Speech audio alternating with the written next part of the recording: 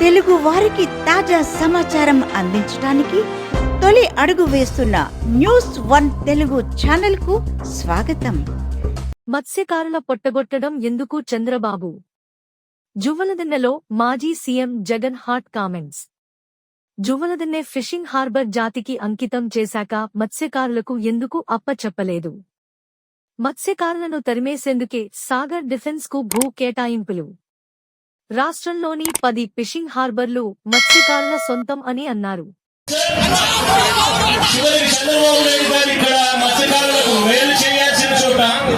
మేలు చేయకపోగా వారి కడుపు మీద తంతా ఉన్నాడు చంద్రబాబు నాయుడు. ఇక్కడే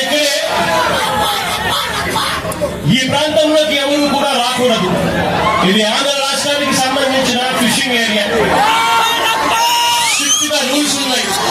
మనం తమిళనాడులోకి పోకూడదు, తమిళనాడు వాళ్ళు మన వైపు మన దగ్గరికి ఇక్కడికి కూడా రాకూడదు. ఇవన్నీ స్ట్రిక్ట్ గా రూల్స్ ఉన్నాయి. రూల్స్ ఉన్నా కూడా పక్కన తమిళనాడు నుంచి కరైకల్ ప్రాంతానికి చెందిన బోట్లు, మెకనైజ్డ్ బోట్లు మన ప్రాంతానికి ఇక్కడికి వచ్చి వాళ్ళు మెకనైజ్డ్ బోట్లతో ఇక్కడ మన మత్స్య సంపదనంతా కూడా తరలించుకొని పోతా ఉంటే మన వాళ్ళు కడుపు మండి, మన వాళ్ళు తినడానికి ఇబ్బంది పడే పరిస్థితుల్లో కడుపు మండి రాష్ట్ర ప్రభుత్వం పలకని పరిస్థితిలో ఆ బోట్లను మన మత్స్యకారుల దగ్గర నుండి ఆ బోట్లను పట్టుకొని పోలీసులకు అప్పచెప్తే పోలీసులు ఆ బోట్ల మీద కేసులు కట్టి ఎఫ్ఐఆర్ చేసి ఆ బోట్లను సీజ్ చేస్తే ఆ సీజ్ చేసిన ఆ బోట్లను, ఆ ఎఫ్ఐఆర్ కట్టిన ఆ బోట్లను చివరికి మళ్ళీ ఏమైంది? ఇక్కడే ఇది ఫోన్ కాల్ డేటా.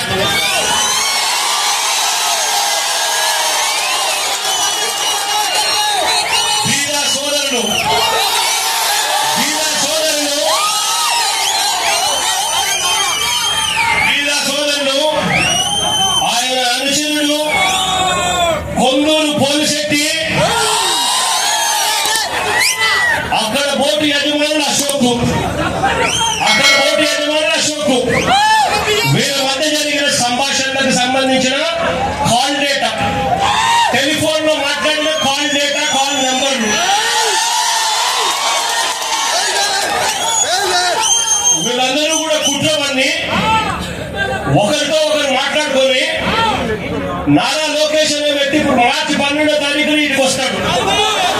మార్చి 16వ తారీఖున ఈ బోట్లు ఇక్కడ నుంచి పోతాయి. అంటే మత్స్యకారుల మీద కడుపు మీద కొట్టడం కోసం ఏకంగా ఇంతమంది దొంగలు,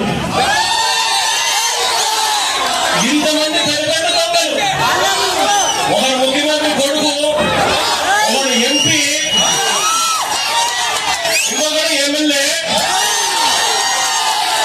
ఇంతమంది కలిసి ఎవరిని తన్నేది? చిన్న చిన్న పేదవాళ్ళైనా మత్స్యకారులు కనడానికి, కడుపు మీద కొట్టడానికి ఇంతమంది ఏకమవుతారు. నేను అడుగుతా ఉన్నా, వాళ్ళ మధ్య జరిగిన టెలిఫోనిక్ ఫోన్ సంభాషణలు, కాల్ డేటాలు కూడా ఈ మాదిరిగా అందుబాటులో ఉంటే, ఈ డేటా అంతా కూడా కనిపిస్తా ఉంటే ఒక్కరినన్నా అరెస్ట్ చేశారని అడుగుతా ఉన్నాను. అంటే బోట్లు సీజ్ చేసి ఎఫ్ఐఆర్ చేసి సీజ్ చేసిన బోట్లను దగ్గరుండి అధికారంలో ఉన్న ఈ పెద్దలే వీళ్ళే దొంగతనం తీసుకొని పోతే ఇది చేసింది ఏమిటి అని అంటే కేవలం పోలీసులు కొంతమందిని ట్రాన్స్ఫర్ చేశారు. ఇంతవరకు ఒకరిని అరెస్ట్ చేయలేదు.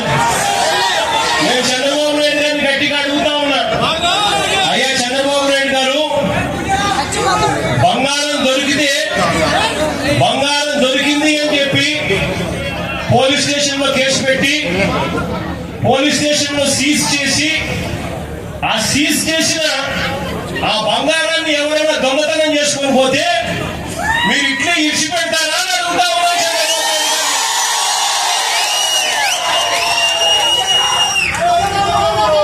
మత్స్యకారులు అంటే ఇంత చులకనగా ఉన్న ఈ పెద్ద మనిషి చంద్రబాబు నాయుడు గారికి గట్టిగా బుద్ధి చెప్పే రోజులు త్వరలోనే వస్తాయని చెప్పి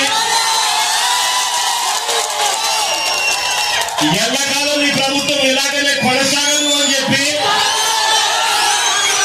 గట్టిగా చంద్రబాబు నాయుడు గారిని గట్టిగా మద్దతిస్తా ఉన్నాం. ఇదే పెద్ద మనిషి చంద్రబాబు నాయుడు గారిని చెప్తా ఉన్నాం. ఇక్కడే ఎంపీలు ఫోన్లు చేస్తారు, కొంతమంది మత్స్యకారులకు 10 లక్షల రూపాయలు డబ్బులు ఇస్తారు.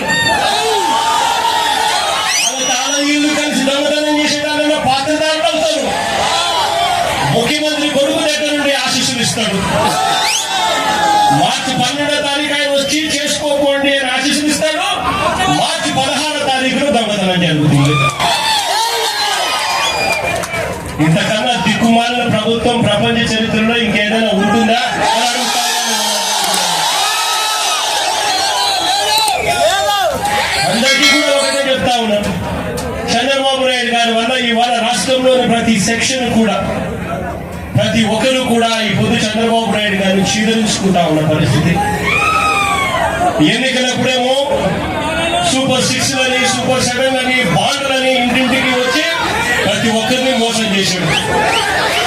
ఎన్నికలు అయిపోయిన తర్వాత గతంలో వైఎస్ఆర్సీపీ ప్రభుత్వంలో ఉన్న పథకాలన్నీ రద్దు చేశాడు. ఆయన పెడతారన్న బిర్యానీ కూడా తీసేసినాడు.